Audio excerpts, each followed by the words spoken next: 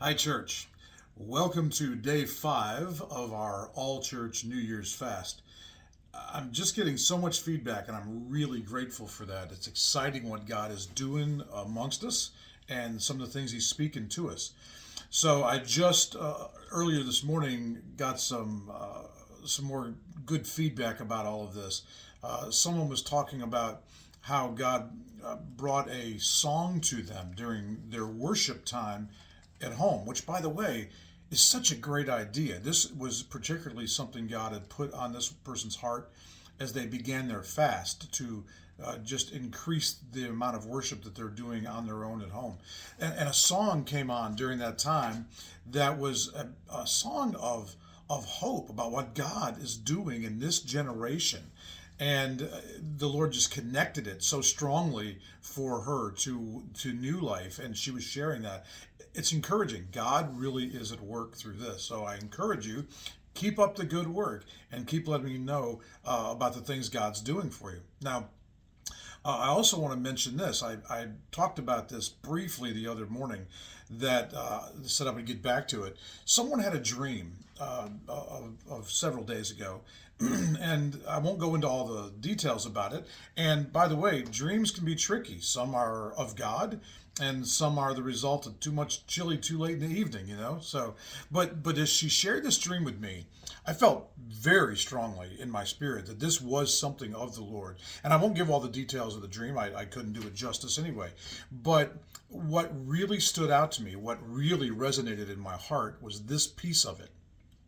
I told you when I called you to this fast that God had specifically told me it was important that this time of prayer and fasting was taking place over the inauguration of a new president, leading up to it and then immediately following. I felt like there was real spiritual significance to that. And again, I want to make the point. This is not about whether or not the incoming president is God's man or not. There's all kinds of ideas about that, and I'm not going to weigh in on that in this particular venue. But this part I do know. God was very clear with me about this. He said that what's happening in our nation in terms of a new incoming leader and a change of direction, and there will be a lot of changes, no question about that.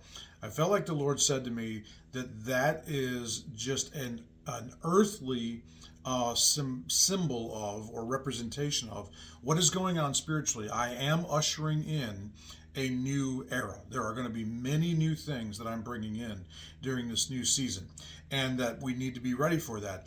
And He challenged me to pray that, and to ask you to pray that that He would bless and protect the change of administration, and that in the same way He would bless and protect the new thing that He's bringing to His church and through the church to the world and to the nation at this time. I hope that makes some sense for you. Now, this dream, back to the dream. In the dream, it was very, very clear in the dream that the enemy was hard at work, really coming after the people of God, and that most of them were unaware of this. There was a very imminent threat in the dream, and only a couple of people were responding to it. And the rest of them were, and this was so cool, the rest of them were all captivated by a baby elephant that was out in the yard.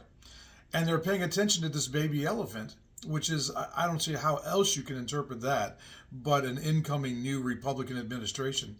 And they were ignoring the imminent threat to them and to this elephant and to everybody around because they were so captivated by that. I've thought about that, prayed about that, and the Holy Spirit has really caused that to resonate strongly in me. So I encourage you, as you're praying over these next few days coming up to the inauguration, pray protection over the actual event, pray protection over our nation, because there are those who, as you know, would love to do us harm. But also, along with that, to pray even in a broader sense that what God is doing at this time will be protected, and that His people, that's us, we will not be distracted by the political to the point that we fall down on the job of wrestling against not flesh and blood, but spiritual wickedness in high places and principalities and the powers of the air that God talks about there in Ephesians chapter 6. Nobody else can fight that battle but us. Okay? The world can celebrate or they can hate. It makes no difference. But only the people of God can fight the battle that has to be fought in the spiritual realm over this change in administration and over what God is trying to bring to us during this season in the spiritual realm. Only we can do that. So don't be distracted. Whatever your thoughts about it, don't be distracted. Pay attention, be involved, all those kinds of things. But let's keep our eye on the big picture, because God is calling us to battle against what hell is trying to do in this season in our country and in the spiritual atmosphere in our country as well. We are called to stand in the gap in those times, and that's part of what we're doing in this prayer and fasting. So as I've been reminding you throughout this whole time, man, what you're doing matters so much, okay? Keep up the good work. Love you.